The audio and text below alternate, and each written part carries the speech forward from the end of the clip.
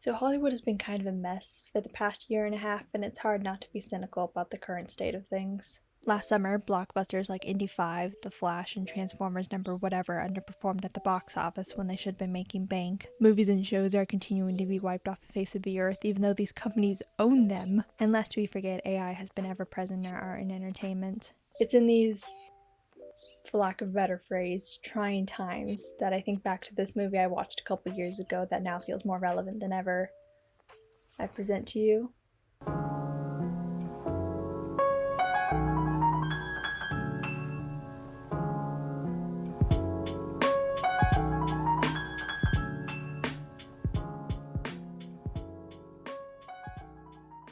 from the director of the acclaimed Walter Bashir and inspired by the 1971 Polish sci-fi novel The Futurological Congress, Ari Folman managed to predict the reason why SAG-AFTRA went on strike by a full decade with the Congress. Sites like Vulture, Film, and Polygon publish articles about the film, but now it's my turn to talk about it. In this live-action animated hybrid, Robin Wright plays Robin Wright, an actress known for her work as Jenny from Forrest Gump and Princess Buttercup from The Princess Bride. Mwah.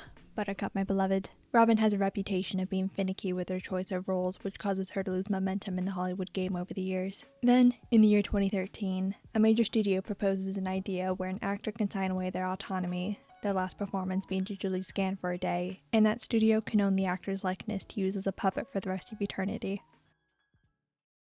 In the year 2023, a major studio proposed an idea where an actor can sign away their autonomy, their last performance being digitally scanned for a day, and that studio can own the actor's likeness to use as a puppet for the rest of eternity.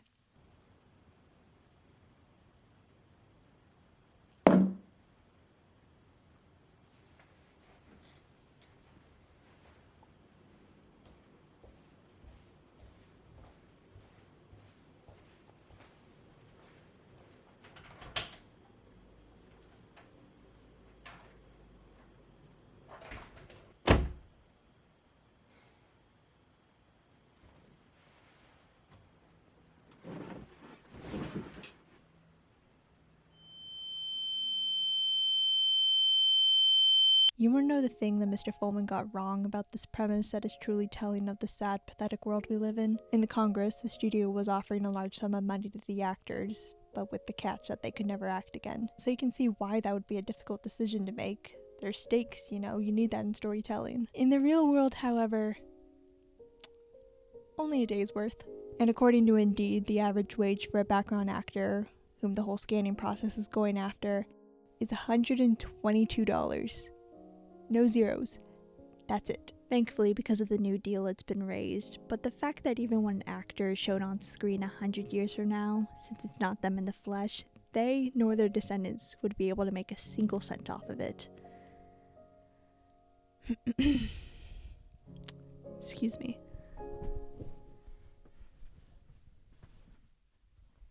Robin is only 44 years old when she is offered this proposition. Wait a minute, I haven't even mentioned who exactly is proposing said offer. Are you ready? Stay with me on this. Mirrormount. The studio is called Mirrormount. Mountain logo and star motifs and everything. Even the actual front gates at Paramount are featured in this movie. In this day and age, especially with real-life studios exploring the possibilities of AI and this fictional studio being as thinly veiled as it is, using their entrance as an actual setting is just... Paramount had no involvement with producing the movie. In fact, it feels like just about every country except the US did. So who's the JPEG, Iger, Zaslav self-insert behind this? General Ludendorff? Ludendorff, enough! That's right, we got Antiope in this movie, but also Ludendorff, aka Danny Houston. Two actors from Wonder Woman who never got to interact are now sharing the screen. I just think they're neat. Ludendorff, enough! This movie predicted the whole scanning stuff, as well as how the times in the industry are changing. One could even argue it touches on the hashtag #MeToo movement while Harvey Weinstein was still in power. We actresses used to talk about how we never wanted to sleep with you for a part in a movie, but you know what? Honestly, I think I'd rather do that than be a chip in your computer. Like I said, Robin isn't even 45 when she is told her career is over and that she needs to sign her life away. I see this as a commentary on the ageism in Hollywood and how for actors, particularly women, their choices of roles become slimmer and more typecasted the older they get. Porn? At your age? Porn?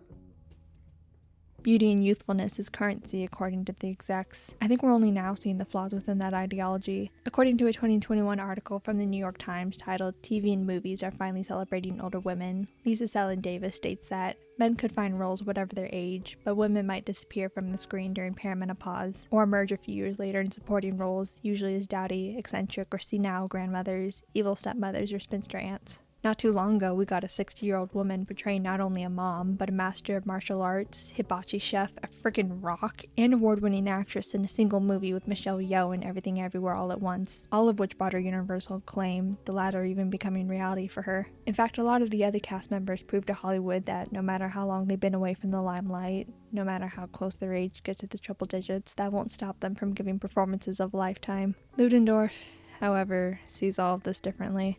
And yes, I will be referring to him as such for the duration of this video. There's just no way I can refer to this portrayal of a movie studio CEO so scarily accurate it's almost comical as Jeff. In a later scene, after Robin already told him what her age is during the previous meeting, he asks her again, this time rounding up to 45, 48, even 50, just to make him even more of a scumbag. All she can do is give a polite smile and state she's 44, while also mentally shooting a bullet through his head in the process, which is definitely something we won't be doing in return later in this movie. Ooh, I said too much. The reasoning as to why Mirror wants to do this is to prevent their actors from dealing with the reality of being an actor and the overall Hollywood business model that they created. Why rearrange the structure of the Hollywood actor to better accommodate them when you could just get rid of said structure entirely and replace them with computer-generated models? We won't need to hear about the latest Hollywood gossip when all the celebrities just exist in a microchip now. Besides, agents and managers wouldn't have to work for them anymore, so fork them too, I guess. Keanu Reeves and Michelle Williams have canonically been scanned in this movie, so now Sammy Fableman's got one more thing to worry about aside from his parents' divorce. These studios don't see actors as human beings anymore. They see them as a name, a recognizable face they can own, a thing called Robin Wright. Ludendorff doesn't need her, only her history. Buttercup, Jenny, and Taipei. Never mind the woman behind them, who gave these actors a life, a soul. She is but an intellectual property that can be bought out to be added to a never-ending library of content. Robin Wright, the actress, will live and breathe within the walls of Mirror Studios. Robin, rightfully so, rejects the offer. At first. When she's shown an example of this AI magic at work, it's in its infancy, but it looks a lot better than it does today considering this is supposed to be 2013. Hello, my name is Princess Jane. I would like to show you some tricks. I hope you enjoy it.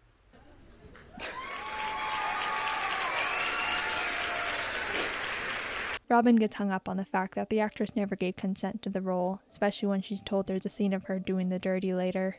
It is the gift of choice that is being taken away. I don't want somebody else deciding when I can be what I want to be. I want to decide. That's my choice. It's awfully fascinating to witness depictions of the robbing of a woman's agency in the entertainment industry. Women are conditioned to play it up for the camera, reinvent their identity, do things that go against their wishes, all in the name of pleasing the public eye and the suits in the boardroom.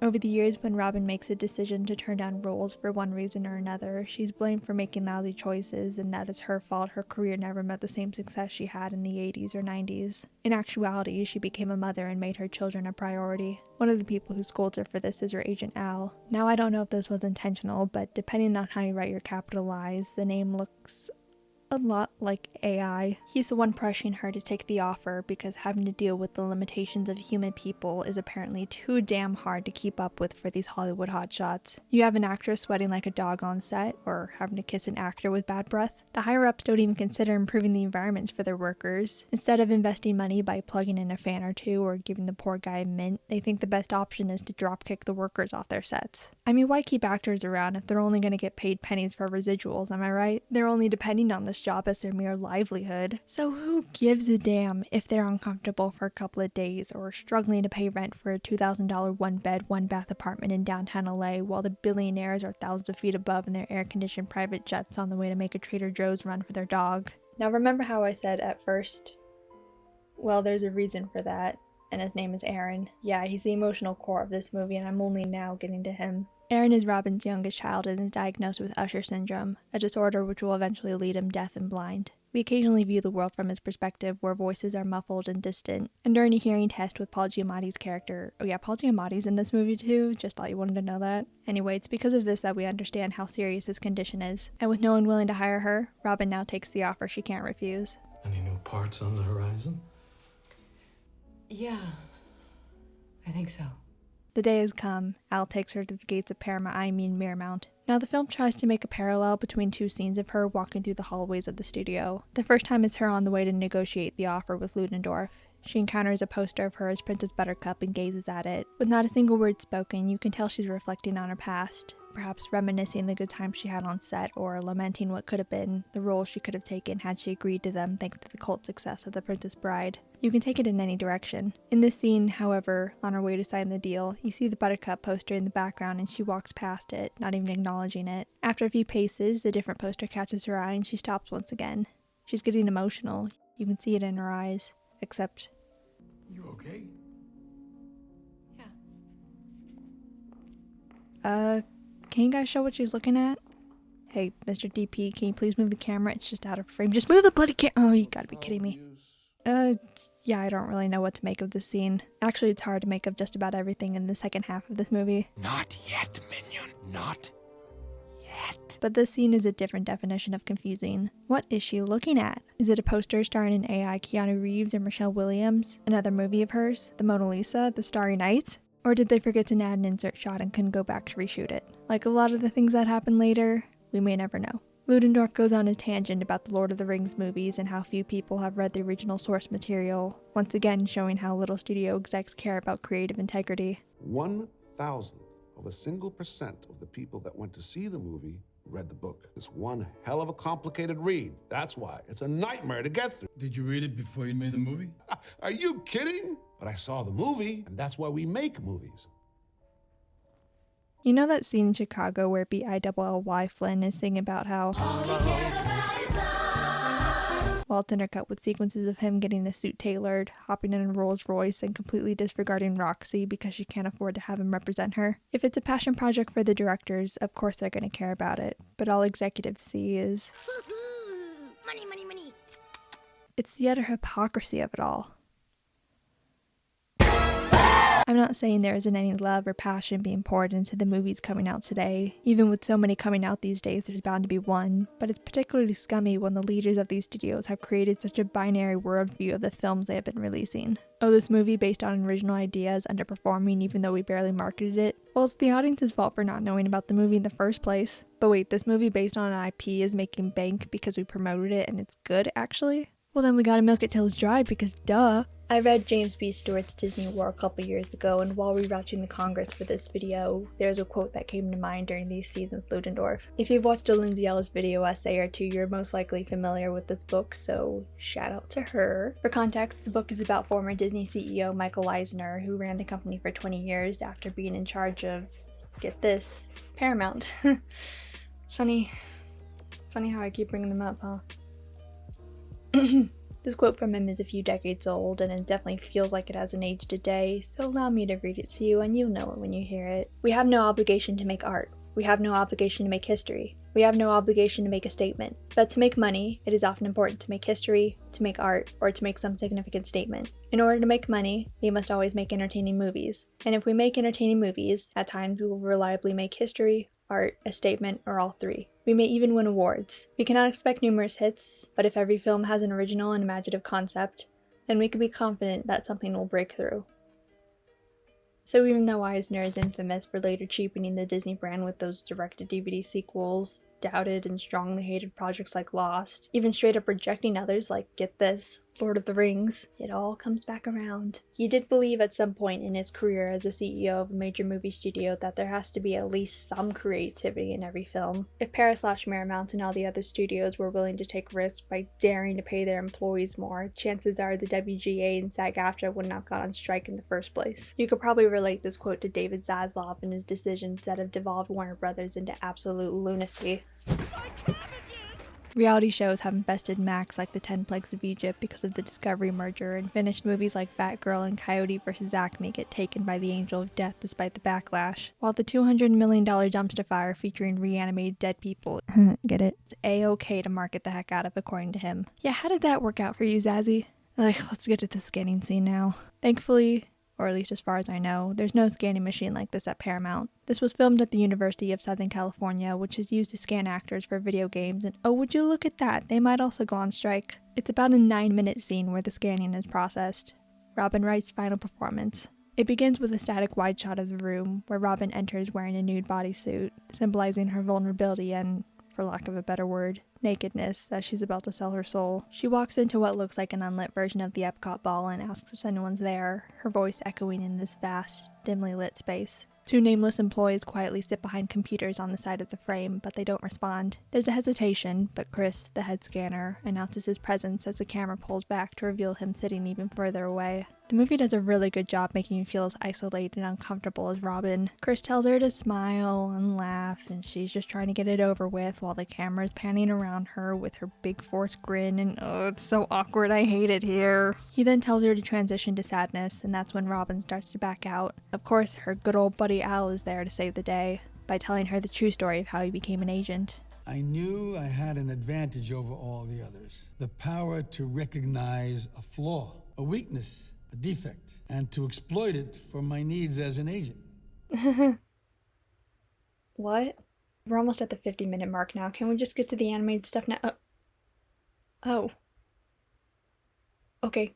So, the movie jumps forward 2 decades, and unless Robin's been keeping up with the skincare routine, it looks like barely any time has passed. She stops at the Mirrormount gate, and I guess she built up that iocane powder immunity from Wesley because she snorts an ampule, and then she's on her merry way. Except, I don't think that's poison, because,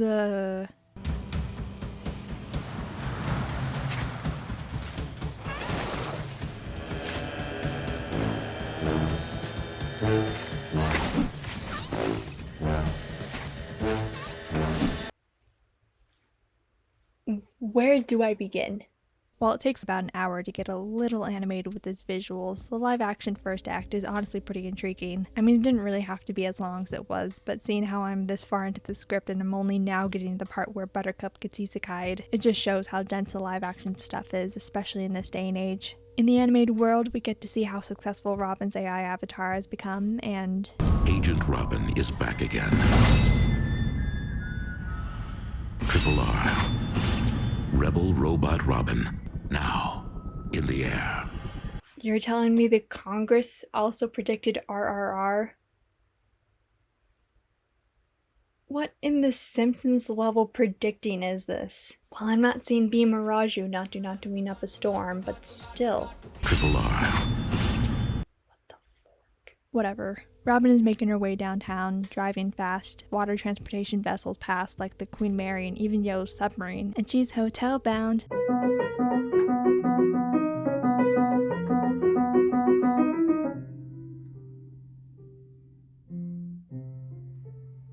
I suppose now would be a good time as ever to ask, what is this place?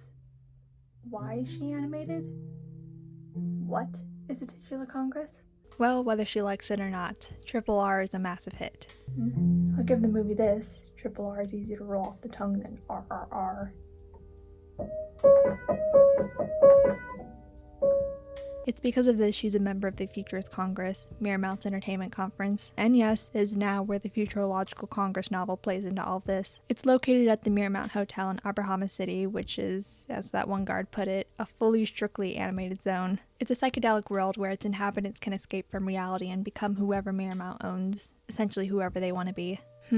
Sounds familiar? In other words, the metaverse could never. In order to enter this realm and have an avatar, you must take this hallucinogenic drug, which is why she snorts it before she goes through the gate. Abrahama takes its influences from Max Fleischer cartoons and the overall rubber hose art style, 4 years before Cuphead was released and repopularized it. Robin entering the Mirrormount Hotel for the first time is packed to the brim of intricate details and Easter eggs, some of which I feel the need to censor for reasons.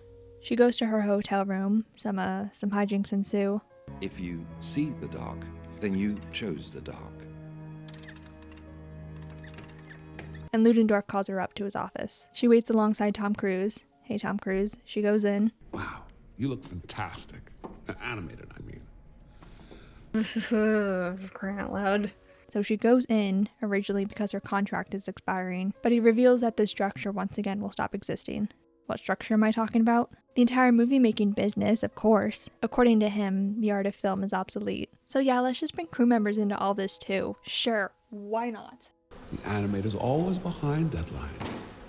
Again, just like with the actors, why pay for a writer or animator's mental, physical, or financial well-being when you could just disregard it entirely? CEOs won't have to sweat about that writer's pesky antidepressants when they could just hire a robot to write a multi-billion-dollar franchise instead. Gotta rack up those stonks somehow. Now let's take the time to dive into the real-world equivalent of this. The contract for the Animation Guild, or TAG, is set to expire July 31st of this year, and seeing how studios were so hesitant in agreeing with the actors and writers last year, there's a chance the members will go on strike. This includes artists, writers, technicians, and all the positions that fall into those umbrella terms like animators, concept artists, and so on. Excuse me just a minute.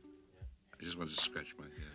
While SAG-AFTRA and the studios did recently reach a tentative 3-year deal for animated films, AI is still a major concern in the industry. Back in January, CVL Economics released a near 60-page report detailing the impact of AI on entertainment industry jobs, primarily film, television, animation, music, sound recording, and gaming. CVL states that the film, TV, and animation industry are the most vulnerable to AI. Over 2/3 of firms are adopters of Gen AI. Roughly 44% are implementing Gen AI tech to assist in generating 3D models, 39% in generating character and environment design tasks, and 37% for voice generation, cloning, and compositing tasks. On how this will affect jobs specifically, they report that the states that will be most affected by this include California, which has the highest concentration of industry jobs with 39,500, New York will see around 15,100, and Georgia with 6,100. Other factors will result in a grand total of about 118,500 jobs that will be consolidated, replaced, or eliminated by Gen AI in the US.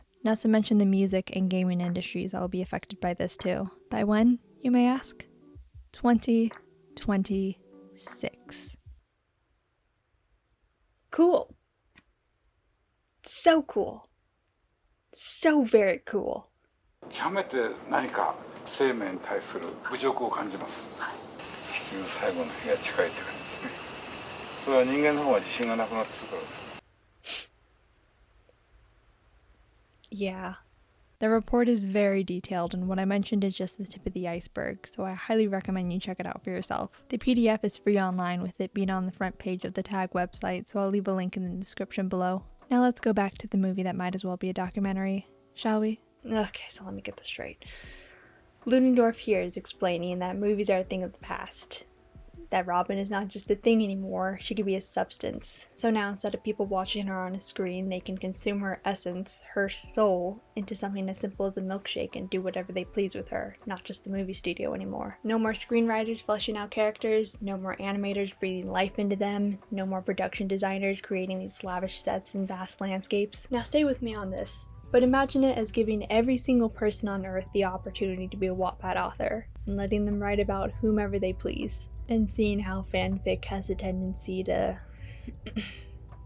stray away from the PG rating. And then when you remember that copyright and basic consent are things that exist, giving 8 billion people that power it's not right. It's just not right. Free choice. Free choice is what the movie calls it. A chemical revolution too, while we're at it. Now in 2024, I can't say we have the ability to physically take in an actor's likeness, though I suppose the closest thing we have to that is deep faking, slapping a person's face over someone else's body and doing who knows what with it. Simply looking up the word deep faking gave me a very questionable, to say the least, video featuring a well-known actress. And that was just a thumbnail on the first page. We may not have the movie's exact definition of this free choice as I speak, but we might 10 years from now because it's technically already here. We're seeing celebrities like Taylor Swift speak out against explicit videos featuring her. So Robin attends the Congress as she has been invited to speak on stage. Oh my gosh, Tommy, your teeth are blinding me. And I'm not gonna lie, the drumming goes hard. So at this gathering, where it's announced that these people can, quote, be, feel, and be with Robin Wright, and that free choice will be put up for sale to the masses the very next day, she goes up on stage and says, "How about we just don't? How about we devote this chemical research to sick people like my son and millions of other people instead of seeing me beat fake robots for the 100th time and putting my well-being in danger?" And of course this goes well. And from here on out, the movie descends to complete anarchy, where someone assassinates the leader of the Congress and a large mass of rebels overthrow the industry, causing a revolt. Throw in the mindfuckery of Perfect Blue, the themes of the nature of reality and dreams from waking life, and a couple drops of psychedelic acid, just to be safe, into a blender, mix it up, and bada bing bada boom, that's the rest of this movie. Now this is really where the Congress starts feeling like a different movie entirely. Scenes that follow one after another feels less and less relevant to the narrative they previously established. Is it real? Is it a dream? Who's to say? Now it primarily focuses on Robin trying to find her son Aaron, even though she was talking to him just fine earlier. How does it look? Oh my god, I wish you could see me animated. It's pretty sick. Yeah, remember when he was important to the story? The live action storyline would make for a good standalone movie, and so would the animated one, but not so much together with a 2-hour runtime. Robin meets this guy named Dylan. Bro's trying to be Dean from the Iron Giant so bad, who turns out to be the head of the Robin Wright department at Miramount. Basically, he was a supervising animator for her for 20 years until he quit that morning. Working on and dedicating an entire life to a single person, let alone a computer-generated one for that long, made him form a parasocial relationship. Even Ludendorff was foreshadowing this when speaking about the fundamental change in the entertainment industry. And those idiots who fall in love with their computer characters. And since the two of them are now formally acquainted with one another, you know what that means. Honey, you've got a big storm coming. However, Ludendorff captures her for defying Miramounts and the Congress because of her speech. How would you like it? Bullet to the head. One. But quick. Nope. I'm not showing that. Well, I guess it's the end of the movies. Oh no, she's fine. Guess she got a little too silly there, because that execution was all in her head. Well, another few decades and one cryogenic sleep later, she's reunited with Dylan, and he hasn't aged a day, so that's not helping. This happens in the span of about 5 minutes, by the way. Okay, now they set off to find Aaron, with 30 minutes left of the movie. Well, this doesn't look too bad. Robin covers her song or two as a voiceover while she and Dylan explore what has become of Abahama City. It's actually quite visually stunning and perfectly captures that dreamlike state.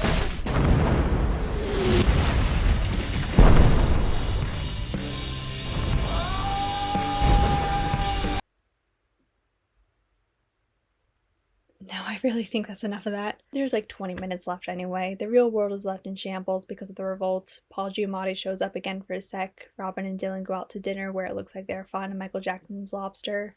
The end. So let's bring this back to the events that are the reason why I and other people have been bringing this movie up. These executives with $30 million salaries who are attempting to salvage any possible way they can make their lives easier by getting richer at the expense of everyone working for them. This, of course, has been met with backlash, where the writers went on strike for the first time since 2007, and it had been 60 years since both actors and writers were on strike together. With poor working conditions, wages and residuals dramatically decreasing while bigwig salaries increase, and the ever-looming presence of artificial intelligence, the current state of Hollywood has devolved to feel more and more like a hellscape. While the major studios have compromised with WGA and SAG-AFTRA, and despite what news outlets would have you think, AI in the entertainment industry has been going on longer than we've realized, and it doesn't have to be limited to movies. Many eons ago, in 2011, this kind of technology was able to resurrect Marilyn Monroe to advertise Dior perfume. Cool. Even the late and great Robin Williams was ahead of the curve when he ensured that his likeness will not be used after his passing up until 2039. His family better extend that till the end of time, because society will be damned if companies have the audacity to lay a finger on him. This may have mainly been a video essay, but hey, I'm also kind of a movie reviewer, so what did I think of the movie overall? Well, while the first act has, unfortunately, aged like fine wine, I can't exactly say the same for the animated sequences. Which sounds insane coming from me, I know. The first 50 minutes aren't anything mind-blowing visually except for some neat shots here and there, yet manages to be narratively compelling, even if it takes a while to set everything up. Ludendorff echoing the mindset of what these current CEOs have from 10 years ago is a sight to behold. The film asks if an individual should sell their autonomy for the masses, and if movie studios deserve to wield that amount of power, but it's vice versa for the rest of the movie. The second act is a visual marvel, a feast for the eyes with trippy animation I don't see very often aside from maybe Undone and Waking Life. However, it loses what makes the narrative so intriguing and significant to today. Maybe because this wasn't meant to be a cautionary tale. After all, the emotional core in the second half is Robin wanting to be reunited with her son. Or that we're not in 2033 yet, so we have no way of knowing. My rating keeps flip-flopping from an 8 to 7 out of 10 because on my first watch, I was like, okay, what even is this? Why am I kind of obsessed with it? Then rewatching it made the animated segment rather more alienating, and then just writing about it makes me think I'm not giving the movie enough credit. So now, I wouldn't consider it a masterpiece, but it's still a fascinating watch regardless. It has so many ideas, perhaps too many, some of which may have been expanded upon had this been produced today. As for the cast, Robin Wright does a great job playing a fictionalized version of herself and carrying the drama and emotion needed for the movie. Say what you will about Wonder Woman, Ludendorff, enough! But I personally believe Danny Houston is quite fun to watch as a villain. But the Musk won't help. They don't know that. And the Congress is no different. He's kind of campy and his performance feels like a caricature of a movie studio CEO when in today's climate it really isn't, yet he sells it so well, including his animated counterpart. He can be genuinely threatening when he needs to be too. Oh yeah, and Paul Giamatti's in this movie. He barely has any screen time, but I mean it's Paul Giamatti, so I shouldn't be complaining. Sammy Gale's in this too. She plays Robin's daughter. She has even less screen time, but it was nice to rewatch this and recognize her after watching Detachment sometime before. She was one of the few things I liked about that movie, so yeah, good for her. The Congress is a film I recommend you watch for yourself if you crave a story that's pertinent to today's issues with animation that breaks away from the mainstream, even for Spider-Verse standards, but it's also something that's not going to appeal to everyone. It's a movie for mature audiences, so if you're fine with seeing an old woman and a guy half her age doing the devil's tango next to an airport that's gone up in flames, be my guest. You're either going to love it or hate it, or somewhere in between, which I guess are the three options for every movie ever. But for me, I kind of vibe with it, even if I don't totally understand it. If you are interested in checking it out, it's available to rent or buy wherever you get your movies like Amazon or YouTube, as well as to stream for free on Peacock, Roku, and my personal favorite, Canopy. But before I go, I would like to share a quote from one of the articles discussing the relevancy of the Congress. This comes from Kaylee Donaldson in Why AI Filmmaking is a Terrible Idea from /Film. The Congress deeply believes in the power and necessity of art, particularly cinema, to revolutionize change, but great art can't be calculated by data or downloaded from a series of pre-planned movements. The desperation to push AI forward as much as possible exacerbates the decline of our own world. Hollywood might not be heading into waters so dystopian just yet, but the eagerness to prioritize AI as a money-making tool is dependent on the continued dilution of artistic and human-driven worth. That's why the writers are striking. Their work has no value that no computer could capture. No AI would have the self-awareness to create the Congress, not when it's a film that cares far more about people than profit. Let's face it, CEOs like Bob Iger and David Zaslav would be nothing without these creative minds. Alright, editing me, can you give us one more Ludendorff clip to play us out? Ludendorff, enough! Thank you. Be sure to comment, like, subscribe, join my Patreon to support me, and I will see you later.